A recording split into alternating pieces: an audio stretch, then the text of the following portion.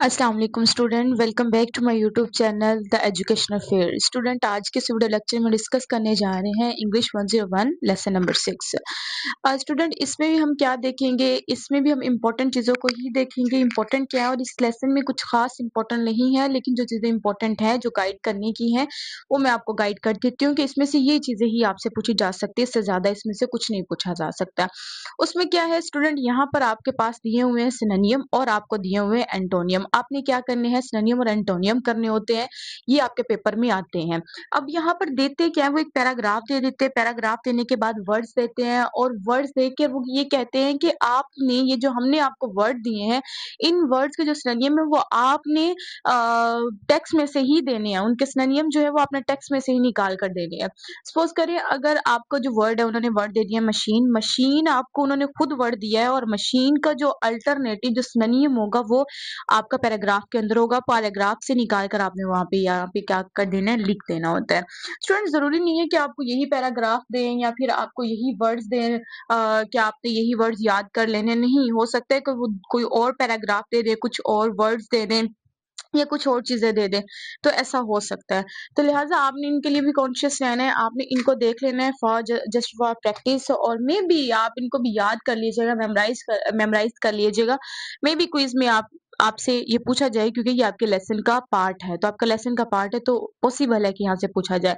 क्या पूछ रहे हैं, वो क्या कह रहे हैं कि आपने क्या बताने हैं, सिनोनियम बताने हैं। सिनोनियम कौन से बताने हैं? Refer back to the text, कि आपने टेक्स्ट में वापस जाना है, वहां से फाइंड आउट करके आने हैं इनके इनके सिनोनियम फाइंड आउट। पहला हमारे पास क्या है, मशीन। यहाँ पर इनके सिनोनियम भी दे दिए गए हैं, साथ में आंसर भी दिए हैं। मशीन, मशीन के लिए डिवाइस का वर्ड यूज है, डिजाइन डिवाइस का वर्ड यूज किया हुआ है।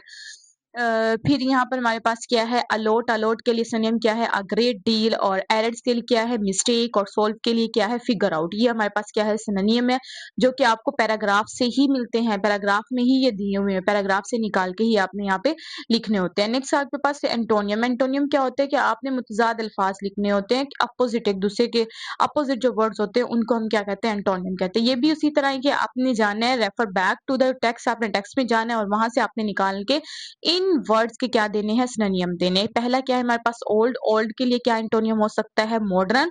और यहाँ पर आपको नीचे दिए हुए आंसर, आपका फर्स्ट एंटोनियम क्या है, ओल्ड। ओल्ड का जो एंटोनियम हो सकता है, मोल्ड। मॉडर्न। फ्यू का एंटोनियम क्या हो सकता है, सेवरल।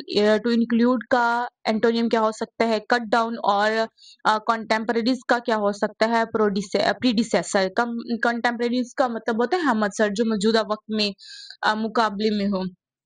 और प्रीडिसेसर का मतलब होता है प्रीवियस वाले, पुराने। तो ये आपके क्या है, एंटोनियम और सिनोनियम है, और ये आपके एमसीक्यूज आते हैं आपके पेपर में। सो आपको इसके लिए क्या होना है, कॉन्शियस होना होगा।